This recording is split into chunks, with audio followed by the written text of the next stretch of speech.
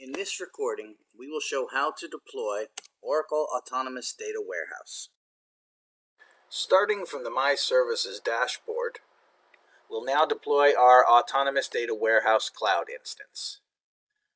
From the menu, we'll select Autonomous Data Warehouse, and we'll click on the Create Autonomous Data Warehouse.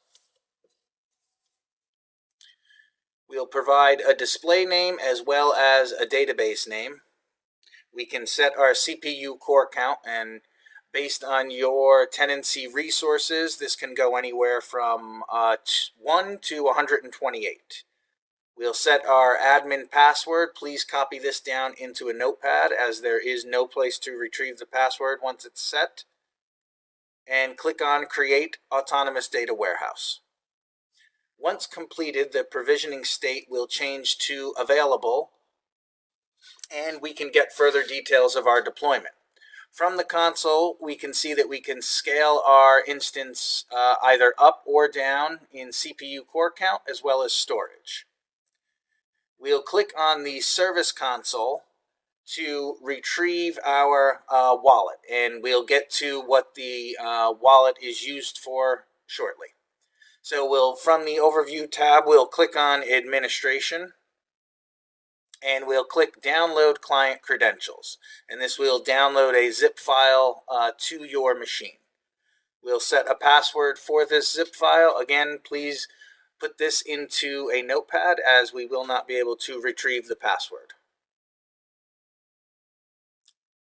Next, we'll use those downloaded credentials to access our AWC deployment via SQL Developer. We'll log into SQL Developer and create a connection name. We'll provide the admin username and the password that we set in the earlier step. We'll set our cloud connection type to cloud. We'll now navigate to the zip file that we just downloaded in the earlier step from the console and provide the key store password that we set. And we'll select our deployment, and our service name is indicated by the name that we provided to our AWC deployment.